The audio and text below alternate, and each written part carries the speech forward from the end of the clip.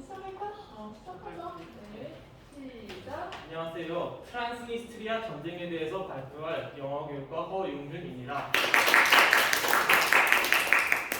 우선 발표 목자는 우선 들어가면 뭐 이렇게 되고 이건 가볍게 그냥 봐주시면 될 것 같습니다. 러시아의 우크라이나 전쟁이 장기화되며 끝날 기미가 보이지 않자 전 세계는 푸틴이 과연 다음에 무엇을 할까 이것을 지금 무엇을 알아내려고 노력을 하고 있습니다. 그러던 중에서는 최근 뉴스에는 한 단어가 계속 반복적으로 등장하고 있습니다. 그 단어가 과연 무엇일까요? 배고파. 그 단어는 바로 트란스니스트리아입니다.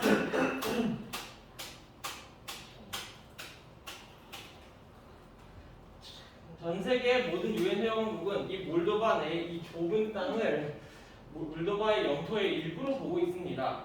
하지만 지금 당장 그곳으로 가보면 마치 완전히 분리되고 독립한 국가에 왔다는 것을 느낄 것입니다. 이 트란스니스트리아는 몰도바의 미승인 분리주라는 것입니다. 이러한 미승인 분리주들은 구소련권 국가들에서 쉽게 찾을 수 있습니다.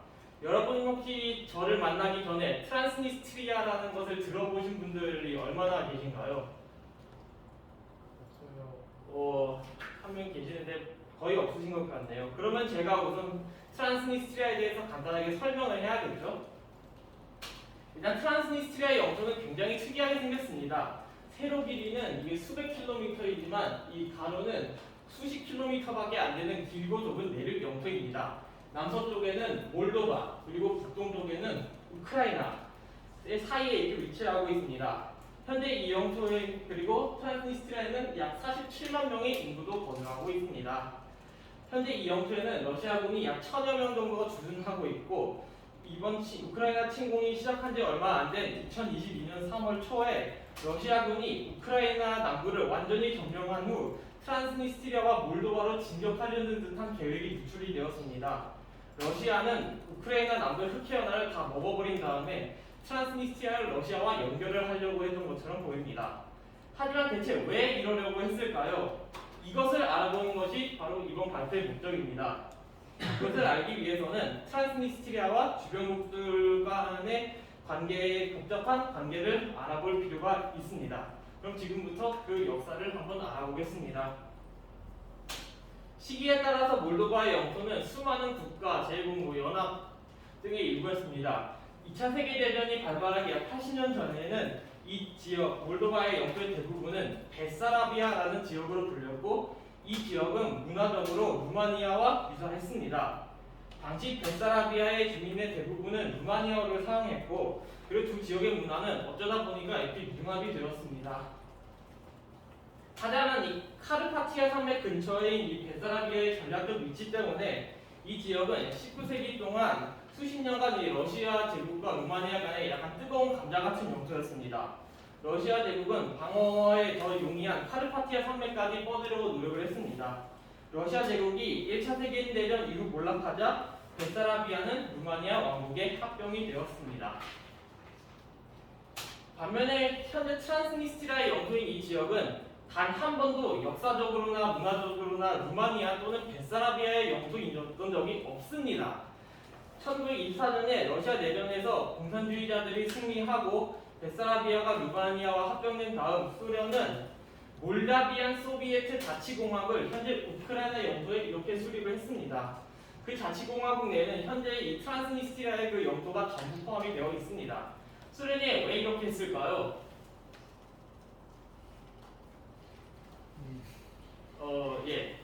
소련이 이렇게 한 이유는 베사라비아를 루마니아로부터 다시 먹어버리고 싶어 했기 때문입니다. 16년이 지난 1980년에 소련은 나치 독일과 독일 소련 불가침 조약을 체결을 했습니다. 그리고 베사라비아의 점령을 위한 기회를 얻었습니다. 소련은 루마니아로부터 즉시 베사라비아부터 철수를 하지 않으면 전쟁을 일으키겠다고 위협을 했습니다. 붉은 군대와 혼자 맞서기 싫었던 루마니아는 소련이 베사라비아를 점령하는 것을 허락을 했습니다. 이후 소련은 루마니아로부터 얻어온 이 베사라비아의 영토와 그리고 현재 트란스니스트리아의 국경과 비슷하게 이전의 몰다비안 소비에트 사회주의 공화국 몰다비안 자치공화 영토를 합쳐 이 새로운 몰도바 소비에트 사회주의 공화국을 수립을 했습니다. 이 모든 것이 일어난 다음에 러시아는 이 지역에 강력한 러시아어 정책을 펼쳐서 수세 시기 동안 통용된 몰도바어의 라틴 문자를 러시아어 키릴 문자로 대체를 하였습니다. 수십 년이 지난 1986년에 소련의 새로운 지도자 미하일 고르바초프는 그의 유명한 글라스노스트와 페레스트로이카 정책을 펼쳤습니다. 이 글라스노스트는 언론, 정치적 토론의 자유 등의 개방을 추구하는 정책이었고, 수자는 페레스트로이카는 소련의 정치적, 경제적 구조를 조정한 정책이었습니다. 이러한 정책들은 소련 내에서 굉장히 많은 영향을 끼쳤지만 가장 큰 영향 중 하나는 많은 소련국들이 특히 이런 이 몰도바와 발트 3국 같이 소련에 강제로 이렇게 편입된 국가들이 왜 자신들이 애초에 내가 왜 소련에 가입했지? 이렇게 공개적으로 의문을 제기하는 거였습니다. 몰도바 소비에트 사회주의 공화국 내에는 소련 연방을 탈퇴한다네, 심지어 루마니아랑 통합한다네, 이러한 여러 가지 소문이 퍼졌습니다. 이는 공화국 내에 수많은 루마니아인들과 몰도바인들에겐 당연히 환영을 받았습니다. 하지만 공화국 내에는 많은 슬라브인들도 살고 있었는데 이들은 이것이 결국 무엇을 뜻하는지에 대해 깊은 우려를 표했습니다. 그들 중 대다수에게는 그 우려가 실제로 일어나 버리고 말았습니다. 몰도바 사회주의 공화국은 오랜 세월 동안 러시아어 문화를 강요하다가 글라스노스트와 페레스트로이카로 인해 현재 국가의 공식 언어를 다시 몰도바어로 바꿨습니다. 참고로 이 몰도바어는 루마니아어랑 같은 언어입니다. 당시 몰도바 국민 대다수의 제1언어가 이 루마니아어였지만 여전히 인구의 약 37%는 러시아어만 구사를 할 수 있었습니다. 덧붙이자면 이 언어라는 게 문화적 정체성과 굉장히 밀접한 관련을 맺고 있습니다. 따라서 이 루마니아를 구사하는 이 몰도바인들이 수십 년간 그들의 언어의 불법화로 억압을 느꼈던 것처럼 역사적으로나 문화적으로나 루마니아 또는 베사라비아의 영토였던 적이 단 한 번도 없던 이 트란스니스트리아에 주로 거주하던 러시아인들은 이 루마니아가 공용어로 채택되는 것에 대한 똑같은 억압을 느꼈습니다.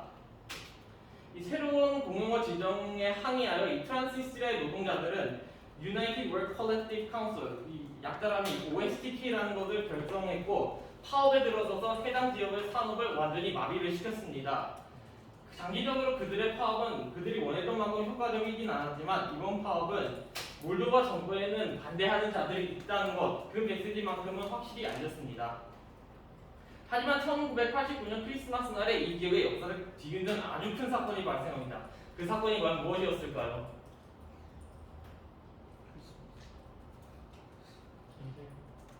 일단 설명해드릴게요. 수십 년 동안 루마니아를 통치한 공산주의 독재자 니콜라이 차우셰스쿠가 군사혁명에 의해 퇴위당하고 이후 그의 아내와 함께 생방송으로 총살당했습니다.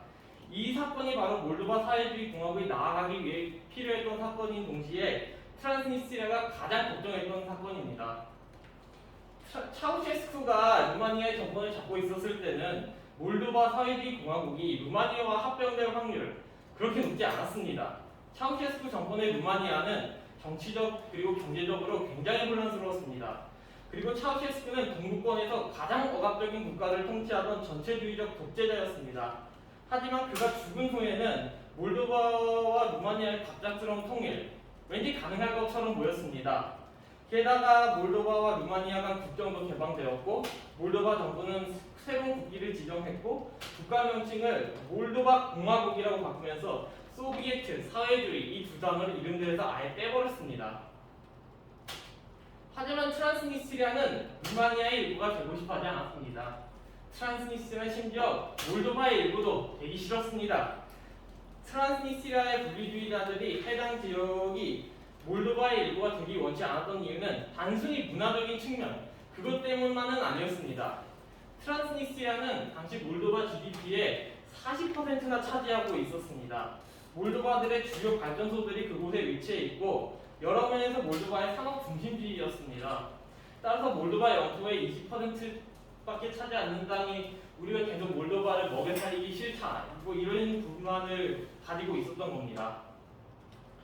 그러다 1999년 2월에 트란스니스트리아 지도자는 이 지역을 새로운 트란스니스트리아 공화국으로 선포했고 그들만의 공용화 법을 제정을 했습니다. 수주 동안 몰도바 정부는 협상을 통해 트란스니스트리아가 독립을 막기 위해서 이게 노력을 했습니다. 하지만 관련 협상이 실패하자 몰도바는 결국 최후의 카드를 꺼냈습니다. 그 최후의 카드가 과연 무엇이었을까요?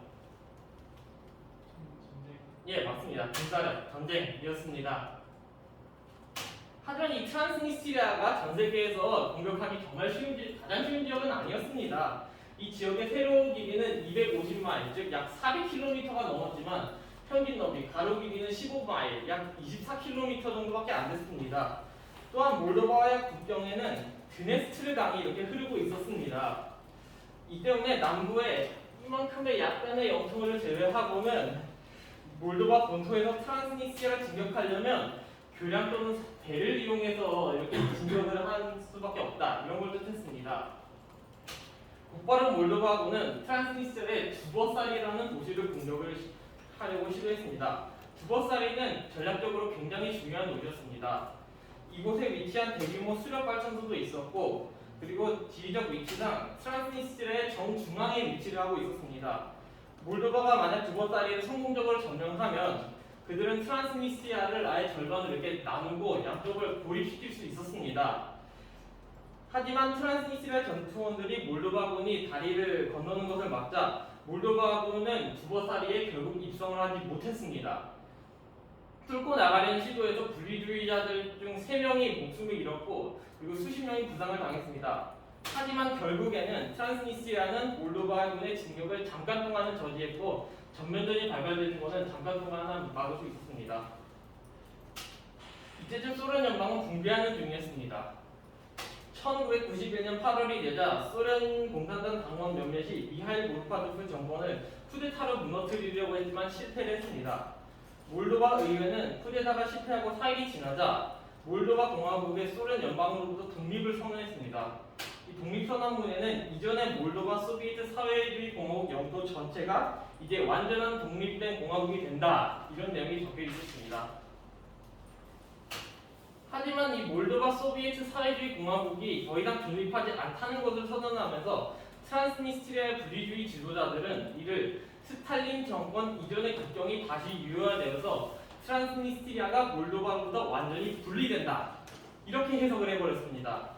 그들은 이 지역의 몰도바로부터의 독립을 선언했고 그들의 지역의 공식 명칭을 프리드네스토르비안 몰다비안 소비에트 사회주의 공화국 이렇게 지정을 하였습니다.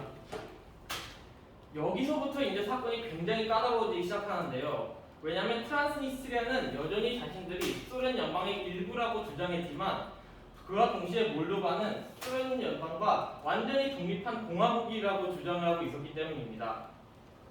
몰도바는 새롭게 군대를 창설하면서 이미 1년 전부터 소련 연방으로부터 탈퇴를 준비를 하고 있었습니다. 하지만 만약 트란스니스트리아가 여전히 소련 연방의 일부로 남는다면 이는 궁극적으로 소련 연방이 트란스니스트리아를 몰도바의 공격으로부터 보호해야 된다. 이것을 뜻했습니다. 하지만 일단은 모스크바는 중립을 지키고 있었습니다. 이후 몇 개월 동안 트란스니스트리아 내 친몰도바 경찰원들이 정기적으로 공격받거나 인질로 잡히는 등 폭력 사태들이 잠깐 일어났습니다. 트란스니스트리아에 주둔하고 있으며 원칙적으로 중립 위치를 지켜야 했던 소련 제14군 부대원들은 탈영하고 이 트란스니스트리아의 분리주의자들을 지원하기 시작했습니다. 소련제 무기의 지속적인 지원으로 분리주의자들은 몰도바와 계속 거리두기를 할 수 있었습니다. 1991년 말이 되자 몰도바에서 트란스니스트리아로 향하는 드네스트르 강의 다리들은 전부 이 분리주의 세력들에 의해서 점령이 되었습니다. 하지만 1991년 말에 소련 연방은 이제 완전히 붕괴해버렸습니다. 이제 소련 연방이 완전히 사라지자 정세는 더욱더 격화되었습니다. 몰도바는 트란스니스트리아가 자꾸만 빠져나가려는 낌새를 감지했고 분리주의자들은 이제 우리 더 이상 모스크바로부터 더 이상 지원 못 받는 거 아니야? 이렇게 걱정을 했습니다. 몰도바는 아직 군대가 완전히 편성되지 않았기 때문에 곤궁에 처했습니다. 그 와중에 분리주의자들이 성공적으로 게릴라전을 치르자 많은 사람들은 소련의 붕괴에도 불구하고 새로운 러시아 연방이 은밀하게 트란스니스트리아를 지원하고 있나 이것에 대해서 의문을 품었습니다. 러시아는 이걸 지속적으로 이렇게 부정을 했지만 몰도바 출신 기자가 트란스니스트리아 내에 러시아 탱크가 있는 것을 목격을 했습니다. 이후 더 이상 부정할 수 없었습니다. 모스크바는 사실 계속 분리주의자들을 지원을 하고 있었습니다. 이쯤에서 몰도바는 이미 유엔에 가입된 상태였습니다. 당시 대통령이었던 미르치아 스네부르는 유엔에게 전투에 대한 지원을 이렇게 요청을 했습니다. 이때 당시 전투 인원의 대부분은 거의 전부 몰도바 경찰, 의용대, 루마니아 군벌 이런 세력들로만 이루어져 있었습니다. 하지만 유엔으로부터의 군사적 개입에 대한 지원은 거의 없었습니다. 반면에 당시 러시아 부총령이었던 알렉산드르 루츠코이는 트란스니스트리아 내에서 몰도바로부터 독립하라는 내용의 굉장히 웅장한 대규모 연설을 치렀습니다. 트란스니스트리아 분쟁은 현재 벤데르라고 불리는 도시 티기나에서 절정에 다다랐습니다. 트란스니스트리아 대부분은 이 드네스트르강 동쪽에 위치해 있었지만 이 벤데르는 이 강 서쪽에 위치해 있는 몇 안 되는 지역이었습니다. 이러한 특징 때문에 이 도시는 곧바로 몰도바군에 의해 점령이 되었습니다. 하지만 3일간의 치열한 전투 끝에 결국 트란스니스트리아의 분리주의자들은 몰도바군을 도시에서 몰아내는 데 성공을 했습니다. 러시아의 군대가 이후 트란스니스트리아를 넘어서 몰도바 영토까지 침공할까봐 초조했던 몰도바군은 티기나와 트란스니스트리아의 수도 티라스폴을 연결하는 다리가 하나 있거든요. 거기를 폭격하라고 명령을 했습니다. 몰도바의 미그 29 전투기 3대가 교란을 폭격하려고 했지만 모든 시도는 다 실패했습니다. 폭탄 중 하나는 목표로부터 멀리 떨어진 민간인 거주 지역에 떨어져서 많은 사람들이 희생이 당했습니다. 러시아 군인의 무차별적인 폭격 끝에 양측은 드디어 정전협정을 맺었습니다. 이번 전쟁에서 약 1000명이 사망하고 2000명 정도가 부상을 입었습니다. 그리고 그 1992년 정전협정 이후의 트란스니스트리아가 바로 지금까지 있는 그 트란스니스트리아입니다. 그들은 독자적인 화폐, 군대, 정부, 그리고 47만 명 이상의 인구를 가지고 있습니다. 하지만 국제적으로 어떠한 유엔 회원국으로부터 지금 독립국가를 승인받지 못하고 있습니다. 그 중에서는 그들의 가장 밀접한 동맹국 러시아도 포함입니다. 1992년 정전협정에는 러시아가 트란스니스트리아 내에 1000명에서 1400명 정도의 평화유지군을 파병한다 이런 내용이 있었습니다. 평화유지군을 다른 말로 하면 그게 바로 무엇일까요? 외세. 예, 바로 몰도바를 저지하는 세력이라고 할 수 있습니다. 이 러시아는 항상 소련이 영향력을 뻗쳤던 동유럽에까지 국제적 교역기구 나토가 계속 이렇게 확장하는 것에 대해서 매우 큰 우려를 표했습니다.